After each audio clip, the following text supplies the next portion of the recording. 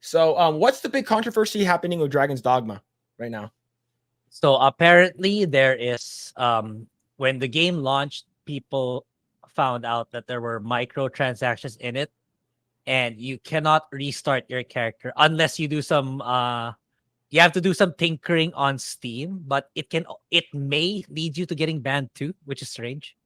But the worst part for well anyway, yeah, that's the main issue. On top of the terrible performance issues for PC users. So people who are looking to get it, who want to get Dragon's Dogma 2, if you have a PS5, that's the more optimal way to play. So just get that one first. Unless you really want PC, then I recommend you wait until Hmm. Capcom optimizes the game, fixes all the bugs, etc., etc. Okay, so you sent me an article. We finally have a list. But let's see. This comes to us from Rock Paper Shotgun. Let me zoom in a little bit. It says critically acclaimed Dragon's Dogma 2 hits mostly negative on Steam after players raise it for microtransactions. So I actually want to see that. Let me see. Steam is. I want to see if that's still happening. See Steam Dragon's Dogma 2. Let's see. Yes, I am 100 years old. Go ahead and view page. All right. Let's see. Okay. It looks like it's better now. And it's right now. Get out of here. Go away, stupid honey. Get the shit out of here. Fuck yeah, fuck off. I hate you. Okay, we're good.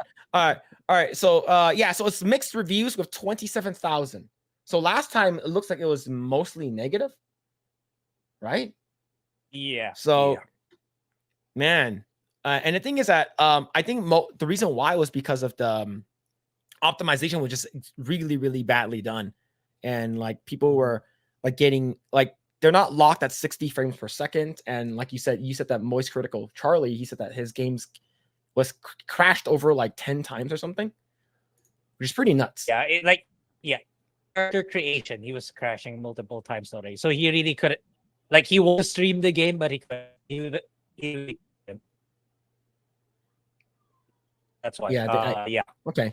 I don't think I heard you because I think you were cutting in and out. Oh, yeah. Yeah, I was saying critical was he really wanted to play the game. It literally kept on in front of the stream while he was live. Mhm. So he had to move to Rise of the Ronin. Oh, So okay, okay. yeah, that's how the optimization of the game is. And I'm sure that's a pretty much a high-end rig. So imagine him getting those kinds of problems. Let alone people like my rig, my just like image, or people on the low Yeah. end. Imagine how the game is doing on those PCs. Yeah. All right, let's go ahead and let's read this right here. Right over here. So Dragon's Dogma 2 arrives on PC and consoles today, but despite high critical acclaim when reviews hit earlier this week, players on Steam have begun review bombing Capcom's high fantasy RPG after the appearance of some sudden and confusing microtransactions. These weren't present in the press build of the game, and the players are so up in arms about that the game is currently sitting at a fat red, mostly negative, which is this was just yesterday. That means right now it's mixed. So I wonder if they fixed the issue now. See, judging by the game's Steam page, there are 21 DLC items available for Dragon's Dogma 2 right now, ranging from the cost of 89 pence to €4.45 in the UK. These include various items such as Wake Stones, which can bring you back to life from the dead, Rift Crystals, which can spend to hire additional pawns to join your party, a Port Crystal, which only in conjunction with the Fairy Stone, an item you cannot pay for pay real money for, can be used for Wait, so basically, you need to buy Port Crystals with fairy and in-game Fairy Stones in order for you to fast travel. No, no. The What? issue with the in-game store. Okay, so, yeah. Are you aware with the what happened with the microtransactions store and the single undeletable character file, or do you want me to go through So what happened? I know that there's only one save file, and you can't have multiple save files. I know that's an issue, and I believe I saw a list somewhere of like I think the quartering may have posted it, which is like a bunch of like microtransactions. But Yeah, that's the most I've heard of it. yeah. The issue is, for me at least, like, people are angry. Why is there microtransactions in a single player game? For me, it's like, the arguments are, it's fine because, like, you don't need to grind like crazy to get items listed in that store. It's like, they're very easy to get according to people who've played the game.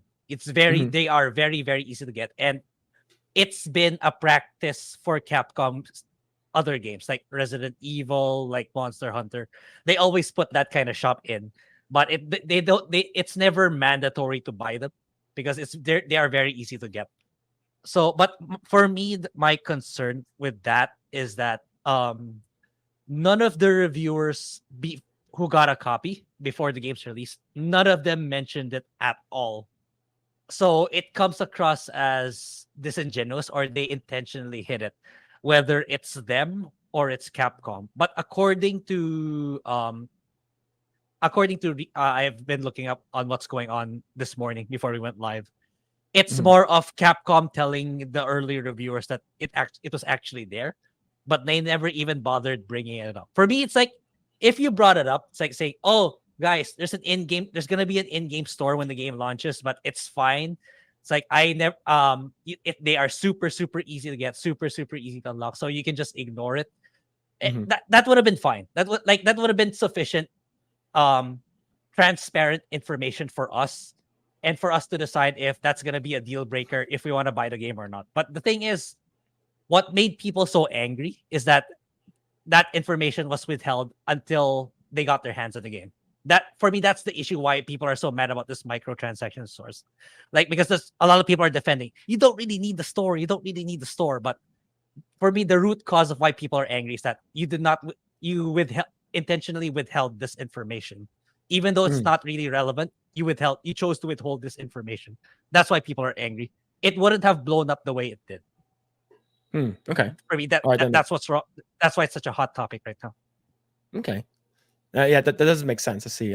You can also pay $1.70 for a character editor called Art of Metamorphosis, which sure doesn't look or sound great when viewed out of context.